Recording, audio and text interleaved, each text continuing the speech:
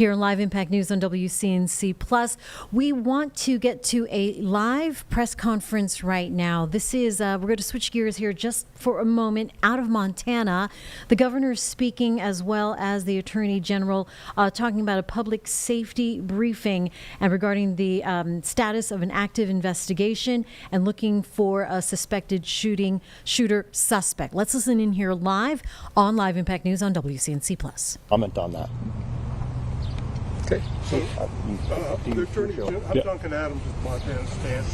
Attorney General told us Sunday that there would be a transition with law enforcement. And there's been a huge transition.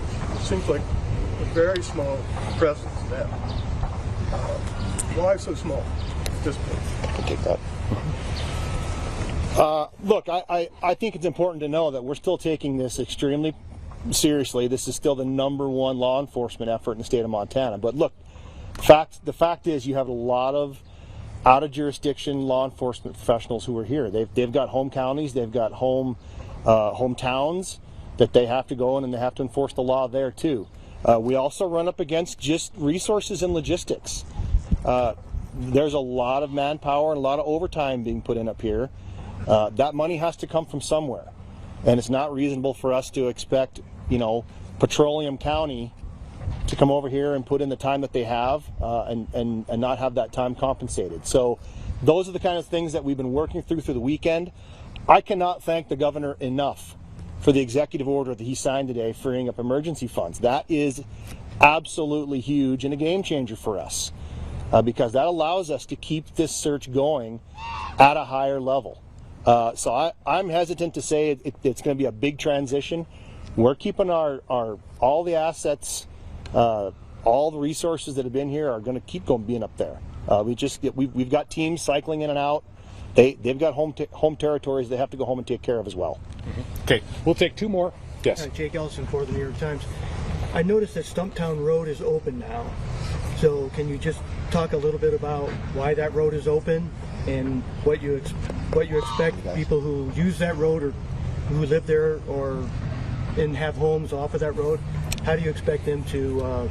The county attorney Smith addressed that a little bit. There's a process being set up to allow residents to get back in. They have animals up there. They have personal belongings. They need to get back to their homes as long as their safety is not being compromised. And that process is underway now to get that put in place. I don't know if you want to add anything. That's basically what we know at this time. Okay. Yes. I understand that this is probably a number that changes, but I'm curious, like today, how many people are searching in this area? How many personnel are searching? Imagine there are dogs. How many dogs are up there right now? I'm going to defer this probably to Lee with DCI. Look, I'm reluctant to put out there publicly how many canines we have up on the hill searching. We don't know if people are communicating with Mr. Brown. We have no reason to think so. But at this time, I'm reluctant to tell you exactly how many assets we have up there. We can probably give you a rough overall number of law enforcement presence at the time. But aside from that, that's as far as we're going to go. Lee, do you have anything to add to that? Yeah, just to follow up on that. So we scale our teams appropriately for what the mission is, and we have anywhere from 4-person teams to as many as 12, and that's just one team. So several teams depending on exactly what we're trying to accomplish. But I can tell you that we are inserting substantial resources that are scaled appropriately. I don't want to talk about strict numbers from which agencies, but I can tell you that we're maximizing the resources that are available. And I would just add that was the whole point of this executive order, is to make sure the resources are available there so we can continue to pay overtime to make sure the law enforcement stays on the job until this individual is apprehended. We'll take one last question. Yes. Family members of Michael Brown have reached out to us and said that he was denied help from the VA. Is this something that you people are able to confirm or deny? Yeah, under federal law, we can't comment on an individual patient. And I don't know if there's additional information you can add about local things, but we're not at liberty to release that. So I think that's a question for the VA. We just don't have that information. We don't have access to it. Frankly, it's not cogent to our investigation at this point. Okay. Thank you all. We'll keep you posted.